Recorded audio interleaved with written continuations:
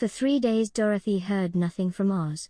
These were sad days for the little girl, although her friends were all quite happy and contented. The Scarecrow told them there were wonderful thoughts in his head, but he would not say what they were because he knew no one could understand them but himself.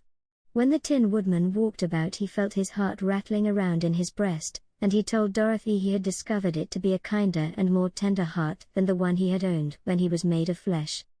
The Lion declared he was afraid of nothing on earth, and would gladly face an army or a dozen of the fierce colliers.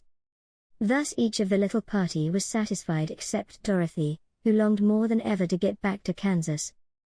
On the 4th day, to her great joy, Oz sent for her, and when she entered the throne room he greeted her pleasantly. "Sit down, my dear, I think I have found the way to get you out of this country."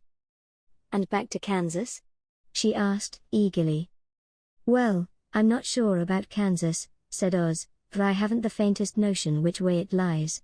But the first thing to do is to cross the desert, and then it should be easy to find your way home." "How can I cross the desert?" she inquired.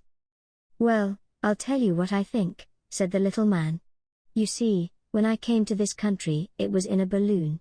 You also came through the air, being carried by a cyclone. So I believe the best way to get across the desert will be through the air.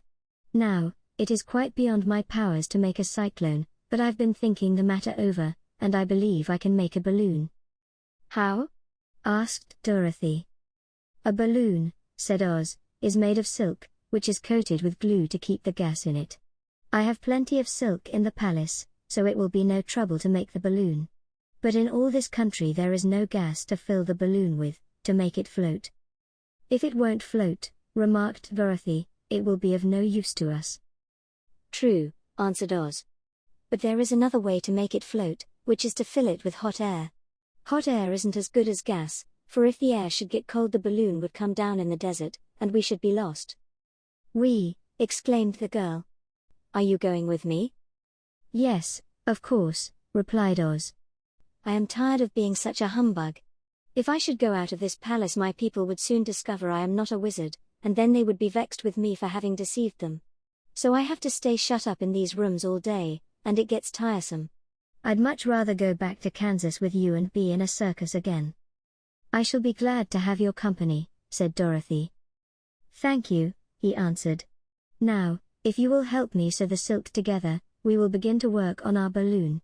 So Dorothy took a needle and thread, and as fast as Oz cut the strips of silk into proper shape the girl sewed them neatly together. First there was a strip of light green silk, then a strip of dark green and then a strip of emerald green, for Oz had a fancy to make the balloon in different shades of the color about them.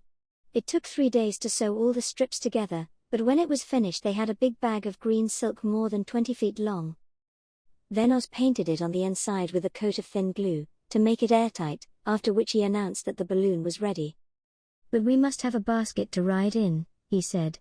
So he sent the soldier with the green whiskers for a big clothes basket, which he fastened with many ropes to the bottom of the balloon. When it was all ready, Oz sent word to his people that he was going to make a visit to a great brother wizard who lived in the clouds. The news spread rapidly throughout the city and everyone came to see the wonderful sight.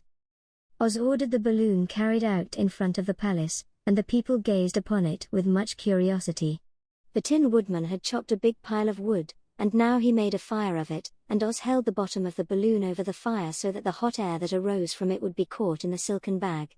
Gradually the balloon swelled out and rose into the air, until finally the basket just touched the ground.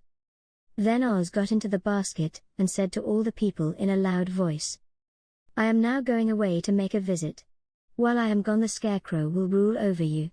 I command you to obey him as you would me." The balloon was by this time tugging hard at the rope that held it to the ground, for the air within it was hot, and this made it so much lighter in weight than the air without that it pulled hard to rise into the sky. "Come, Dorothy," cried the wizard. "Hurry up, or the balloon will fly away." "I can't find Toto anywhere," replied Dorothy, who did not wish to leave her little dog behind. Toto had run into the crowd to bark at a kitten, and Dorothy at last found him. She picked him up and ran towards the balloon. She was within a few steps of it, and Oz was holding out his hands to help her into the basket, when, crack, went the ropes, and the balloon rose into the air without her. "Come back!" she screamed. I want to go, too. I can't come back, my dear, called Oz from the basket. Goodbye.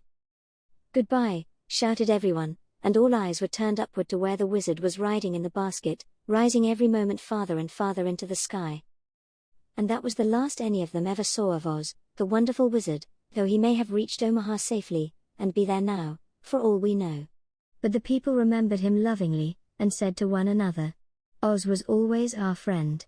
When he was here he built for us this beautiful Emerald City, and now he is gone he has left the wise Scarecrow to rule over us. Still, for many days they grieved over the loss of the wonderful wizard, and would not be comforted.